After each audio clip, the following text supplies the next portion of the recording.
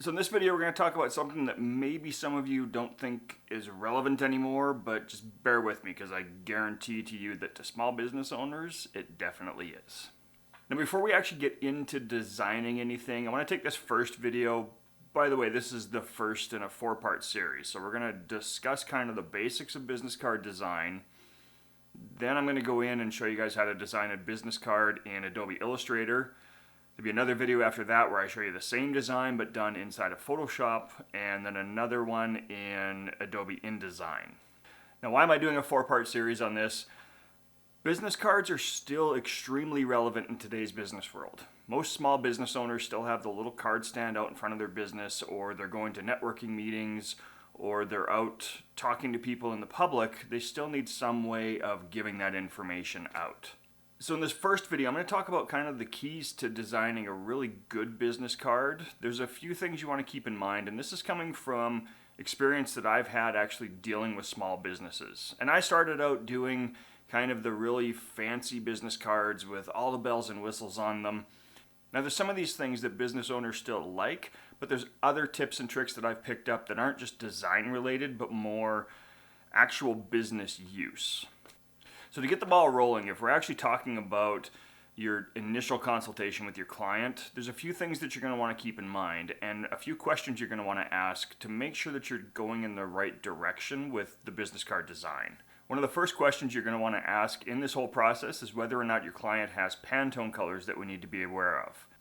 So the reason we want to ask if there's any Pantone colors involved is if there are, we're going to have to find an offset printer. Offset printers will actually work with the Pantone colors, whereas digital printers don't. They're able to get close with the coloring, but they can't get exact Pantone colors because you're actually dealing in CMYK when you go into a digital print. So the other question we want to ask our clients when we're dealing with business cards is the quantity, and that's going to differentiate between digital and offset again. Most of your digital printers start around the 50 card mark. Some have minimum quantities of 100 to 250, but most you can get even less than that. I actually found a printer that offers even just 10 cards. The shipping on it was ridiculous, so I didn't bother with that ever, but it's an option.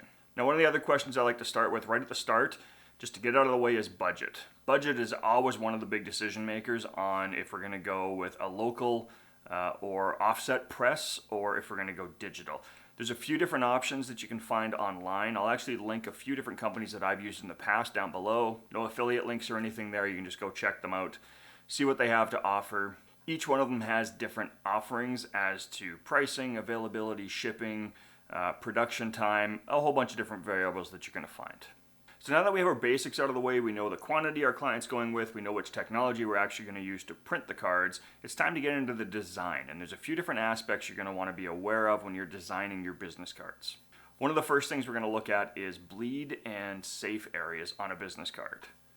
So bleed is the area outside of your design that extends beyond the boundaries of the card that's eventually actually going to get cut off the card. Most of your printers out there will actually supply you with a downloadable template in either AI or InDesign or Photoshop or even just as a PDF file. Some of them even use just a JPEG that you can use as a background or template layer and then design your card over top of it. And each one of these will show you the bleed area, and it'll also show you a safe area. Now the safe area is somewhere that you want to make sure that all of your text or any important information stays within that safe zone. There can be little miscalculations in the cutting process where things might shift a little bit. So doing like fine lines on the edge of a card where say you've got like a really thin, say 2-pixel line that's going to go all the way around the outside border, you're going to want to try and stay away from those for the most part. And the reason is when they do the cut, they can end up having these discrepancies and it's not always going to stay perfectly straight. Now, if you're worried about that kind of stuff, make sure you're talking to your printer. Get in touch with them first, have a discussion with them about the design, let them know kind of what you're planning and see what their capabilities are. Okay, so we've talked about the basics. So we know where we're going to get it printed, we know the technology we're going to use, we know our quantity, we have our client's budget. We've also talked about bleed and safe zones. Next, let's talk about content. What actually goes on the business card and how should it be styled? So of course you want to start with your basics. You've got your client's name, you've got their title, a logo, Contact details. Now, contact details, some clients can ask for a lot when it comes to their contact details. There can be a phone number, there can be a cell, you can have email, website, they'll want social media links on there. One of the best things you can do for your client is always design double-sided business cards. You can use one side to display their logo, their website, even their email address or social media links. Then on the other side of the card, you put the more pertinent details like their name, their title, their phone number, address. So those things that everybody really needs to know, and then sort of secondary information can go on the back of the card along with a graphic of some kind or their logo or even some other stylistic aspect that just adds a little bit of extra touch to that card. And we'll talk more about those things once we get into the design aspect of these. So one of the basic design techniques that you're really going to want to pay attention to when designing a business card is hierarchy. Your client's name should be one of the more predominant or larger scale pieces of text that goes on the business card. And the same goes for the back of the card when you're designing it. You're going to want the client's logo and the company name to stand out the most, with any secondary details to be a little bit smaller than that. Now let's talk font size for a second. And this is what I was talking about before, where you can find some really great designs online, but they're not great when you actually put them into practice, for the most part.